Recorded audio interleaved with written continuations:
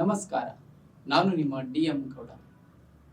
2018ರ ಬಾದಾಮಿ ವಿಧಾನಸಭಾ ಚುನಾವಣೆಯಲ್ಲಿ ಸ್ಪರ್ಧಿಸಿ ಮಾಜಿ ಸಚಿವ ಬಿ. ಶ್ರೀರಾಮುಲು ಹರಕೆಯ ಗುರಿಯಾದರ. ಅತ್ತ ಡಿ.ಸಿ.ಎಂ ಆಗದೆ, ಬಯಸಿದ ಖಾತೆಯೂ ಸಿಗದೆ ಸಾರಿಗೆಯಲ್ಲೇ ಕಾಲ ಕಳೆದ ಶ್ರೀರಾಮುಲು 2023ರ ಚುನಾವಣೆಯಲ್ಲಿ ಬಳ್ಳಾರಿ ಗ್ರಾಮೀಣ ವಿಧಾನಸಭಾ ಕ್ಷೇತ್ರದಿಂದ ಹೀನಾಯವಾಗಿ ಸೋತರು. 2024ರಲ್ಲಿ ರಾಜಕೀಯ ಭವಿಷ್ಯಕ್ಕಾಗಿ ಲೋಕಸಭೆಗೆ ಸ್ಪರ್ಧಿಸುತ್ತಾರಾ ಈ ಬಾರಿ ಮಾಜಿ ಸಚಿವ ಬಿ. ಶ್ರೀರಾಮುಲು? ರಾಯಚೂರು ಮತ್ತು ಬಳ್ಳಾರಿ ಲೋಕಸಭಾ ಕ್ಷೇತ್ರದಲ್ಲಿ ಸ್ಪರ್ಧಿಸುವಂತೆ ಬಿಜೆಪಿ ಹೈಕಮಾಂಡ್ ಶ್ರೀರಾಮುಲುಗೆ ಸೂಚಿಸಿದೆ ಎನ್ನಲಾಗುತ್ತಿದೆ. ಈ ಎರಡು ಕ್ಷೇತ್ರಗಳಲ್ಲಿ ಸ್ವಂತ ಕ್ಷೇತ್ರ ರಾಯಚೂರನ್ನು ಆಯ್ಕೆ ಮಾಡಿಕೊಳ್ಳುತ್ತಾರಾ ಅಥವಾ ಸ್ವಕ್ಷೇತ್ರ ಬಳ್ಳಾರಿ ಲೋಕಸಭಾ ಕ್ಷೇತ್ರವನ್ನು ಆಯ್ಕೆ ಮಾಡಿಕೊಳ್ಳುತ್ತಾರಾ ಎನ್ನುವುದರತ್ತ ಶ್ರೀರಾಮುಲು ಚಿತ್ತ ನೆಟ್ಟಿದೆ.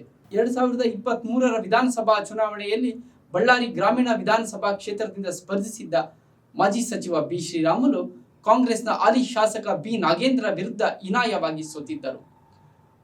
ಅಲ್ಲದೆ ರಾಜ್ಯದಲ್ಲಿ ಬಿಜೆಪಿಯು ಕೂಡ ನೆಲಕಚ್ಚಿತ್ತು. 2024ರ ಲೋಕಸಭಾ ಚುನಾವಣೆಯಲ್ಲಿ ರಾಜಕೀಯ ಅಸ್ತಿತ್ವಕ್ಕಾಗಿ ಮಾಜಿ ಸಚಿವ ಬಿ. ಶ್ರೀರಾಮುಲು ಬಳ್ಳಾರಿ ಲೋಕಸಭಾ ಕ್ಷೇತ್ರದಿಂದ ಸ್ಪರ್ಧಿಸುವ ಸಾಧ್ಯತೆ ದಟ್ಟವಾಗಿದೆ. ಜೊತೆಗೆ ಎರಡನೆಯ ಆಯ್ಕೆಯಾಗಿ ರಾಯಚೂರು ಲೋಕಸಭಾ ಕ್ಷೇತ್ರದ ಮೇಲೂ ಕಣ್ಣಿಟ್ಟಿದ್ದಾರೆ ಎನ್ನಲಾಗುತ್ತಿದೆ.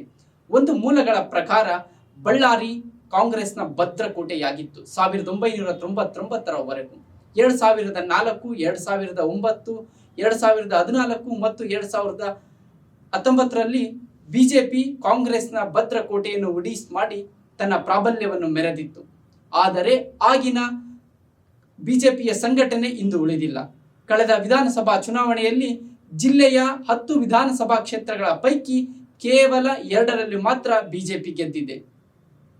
ಎಲ್ಲ ಹಿನ್ನೆಲೆಯೊಳಗಡೆ ಮಾಜಿ ಸಚಿವ ಬಿ. ಶ್ರೀರಾಮುಲು ಬಳ್ಳಾರಿ ಲೋಕಸಭಾ ಕ್ಷೇತ್ರದಿಂದ ಸ್ಪರ್ಧಿಸುತ್ತಾರಾ ಇಲ್ಲವ ಪಕ್ಕದ ರಾಯಚೂರು ಲೋಕಸಭಾ ಕ್ಷೇತ್ರದತ್ತ ವಲಸೆ ಹೋಗುತ್ತಾರಾ ಅನ್ನುವುದನ್ನು ಕಾದು ನೋಡಬೇಕಿದೆ.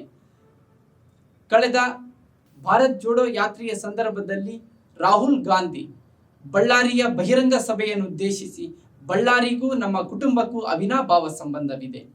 ಆ ಹಿನ್ನೆಲೆಯೊಳಗೆ 2024ರ ಲೋಕಸಭಾ ಚುನಾವಣೆಯಲ್ಲಿ ಬಳ್ಳಾರಿಯಲ್ಲಿ ಕಾಂಗ್ರೆಸ್ ಗೆಲ್ಲಲೇಬೇಕು ಈಗೊಂದು ಮಾತನ್ನು ರಾಜ್ಯ ಕಾಂಗ್ರೆಸ್ ನಾಯಕರಿಗೆ ತಿಳಿಸಿ ಹೋಗಿದ್ದಾರೆ.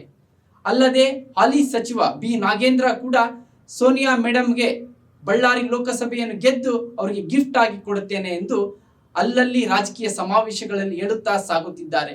ಈ ಇಬ್ಬರು ಮದಗಜಗಳ ಕಾಳಗದಲ್ಲಿ ಬಳ್ಳಾರಿ ಲೋಕಸಭಾ ಕ್ಷೇತ್ರ ರಾಜ್ಯದ ಮತ್ತು ರಾಷ್ಟ್ರದ ಗಮನ ಸೆಳೆಯುತ್ತಾ 1999ರಂತೆ ಇಬ್ಬರು ರಾಷ್ಟ್ರೀಯ ನಾಯಕಿಯರ ಸ್ಪರ್ಧೆಯಿಂದ ಇಡೀ ರಾಷ್ಟ್ರದ ಗಮನ ಸೆಳೆದಿದ್ದ ಬಳ್ಳಾರಿ ಲೋಕಸಭಾ ಕ್ಷೇತ್ರ ಈ ಬಾರಿ ಹಾಲಿ ಸಚಿವ ಬಿ. ನಾಗೇಂದ್ರ, ಮಾಜಿ ಸಚಿವ ಬಿ. ಶ್ರೀರಾಮುಲು ಕಳೆದ ವಿಧಾನಸಭಾ ಚುನಾವಣೆಯಂತೆ ಬಳ್ಳಾರಿ ಲೋಕಸಭಾ ಕ್ಷೇತ್ರದಿಂದ ಮುಖಾಮುಖಿಯಾಗುತ್ತಾರೆ.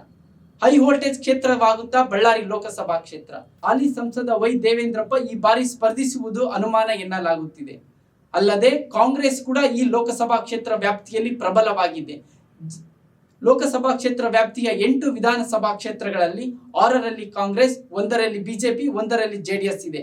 ಬಿಜೆಪಿ ಜೆಡಿಎಸ್ ಮೈತ್ರಿಯಾಗಿ ರಣರಂಗ ಪ್ರವೇಶಿಸಿದರೂ ಕಾಂಗ್ರೆಸ್ ತನ್ನ ಅಭ್ಯರ್ಥಿಯ ಮೂಲಕ ಪ್ರಬಲ ಸ್ಪರ್ಧೆಯನ್ನು ಬಳ್ಳಾರಿ ಲೋಕಸಭಾ ಕ್ಷೇತ್ರದಲ್ಲಿ ನಾವು ಕಾಣಬಹುದು. ಮಾಜಿ ಸಚಿವ ಬಿ. ಶ್ರೀರಾಮುಲು ಈ ಕ್ಷೇತ್ರದ ಮೇಲೆ ತನ್ನದೇ ಆದ ಒಂದು ಹಿಡಿತವನ್ನು ಸಾಧಿಸಿದ್ದಾರೆ. ಅಲ್ಲದೆ ಕ್ಷೇತ್ರದಲ್ಲಿ ಮಾಜಿ ಸಚಿವ ಗಾಲಿ ಜನಾರ್ದನ ರೆಡ್ಡಿಯವರ ಪ್ರಭಾವವನ್ನು ಕೂಡ ತಳ್ಳಿ ಹಾಕುವಂತಿಲ್ಲ. ಕಳೆದ ವಿಧಾನಸಭಾ ಚುನಾವಣೆಯಲ್ಲಿ ತನ್ನ ಗೆಳೆಯ ಶ್ರೀರಾಮುಲುಗಾಗಿ ಕೆಆರ್ಪಿಪಿ ಪಕ್ಷದ ಅಭ್ಯರ್ಥಿಯನ್ನು ಬಳ್ಳಾರಿ ಗ್ರಾಮೀಣ ಕ್ಷೇತ್ರದಿಂದ ಕಣಕ್ಕಿಳಿಸಿರಲಿಲ್ಲ. ಈ ಬಾರಿ ರಾಜ್ಯದ 28 ಕ್ಷೇತ್ರಗಳಲ್ಲಿ ನನ್ನ ಅಭ್ಯರ್ಥಿಗಳು ಸ್ಪರ್ಧಿಸಲಿದ್ದಾರೆ ಎಂದು ಮಾಜಿ ಸಚಿವ ಗಾಲಿ ಜನಾರ್ದನ್ ರೆಡ್ಡಿ ಹೇಳಿದ್ದಾರೆ. ಅದು ಬಳ್ಳಾರಿ ಲೋಕಸಭಾ ಕ್ಷೇತ್ರಕ್ಕೂ ಅನ್ವಯವಾಗುತ್ತಾ? ಗೆಳೆಯನ ಗೆಲುವಿಗಾಗಿ ಮಾಜಿ ಸಚಿವ ಶ್ರೀರಾಮುಲು ಒಳಗಿಂದನೇ ಬೆಂಬಲವಾಗಿ ನಿಲ್ಲುತ್ತಾರೆ. 8 ವಿಧಾನಸಭಾ ಕ್ಷೇತ್ರ ವ್ಯಾಪ್ತಿಯಲ್ಲಿ ಕೆಆರ್ಪಿಪಿ ಪಕ್ಷ ಸುಮಾರು 1.5 ಲಕ್ಷಕ್ಕೂ ಅಧಿಕ ಮತಗಳನ್ನು ಗಳಿಸಿದೆ.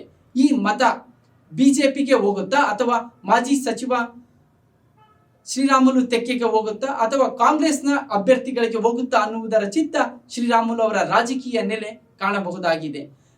ಒಟ್ಟಾರೆಯಾಗಿ 1999ರ ನಂತರ ಬಳ್ಳಾರಿ ಲೋಕಸಭಾ ಕ್ಷೇತ್ರ ಮತ್ತೊಮ್ಮೆ ರಾಷ್ಟ್ರದ ಗಮನ ಸೆಳೆಯುವ ಎಲ್ಲ ಸಾಧ್ಯತೆಗಳು ದಟ್ಟವಾಗಿದೆ.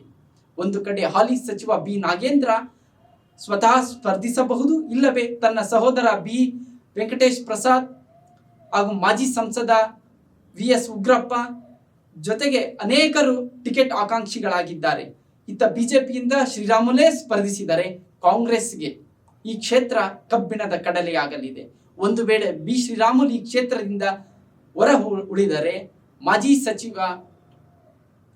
ಶಾಸಕ ಟಿ.ಎಚ್. ಸುರೇಶ್ ಬಾಬು, ಮಾಜಿ ಶಾಸಕ ಎಂ.ಎಸ್. ಸೋಮಲಿಂಗಪ್ಪ ಬಿಜೆಪಿ ಹುರಿಯಾಳುಗಳಾಗಬಹುದು. ಇವರಿಬ್ಬರ ಮತ ಗಜಗಳ ಕಾಳಗ ಬಳ್ಳಾರಿ ಲೋಕಸಭಾ ಕ್ಷೇತ್ರದಲ್ಲಿ ನಡೆಯುತ್ತಾ ಅಥವಾ ಕಾಂಗ್ರೆಸ್ ಕೇಕ್ ವಾಕ್ ಆಗುತ್ತಾ ಈ ಕ್ಷೇತ್ರ ಅನ್ನೋದನ್ನು ಕಾದು ನೋಡಬೇಕಿದೆ.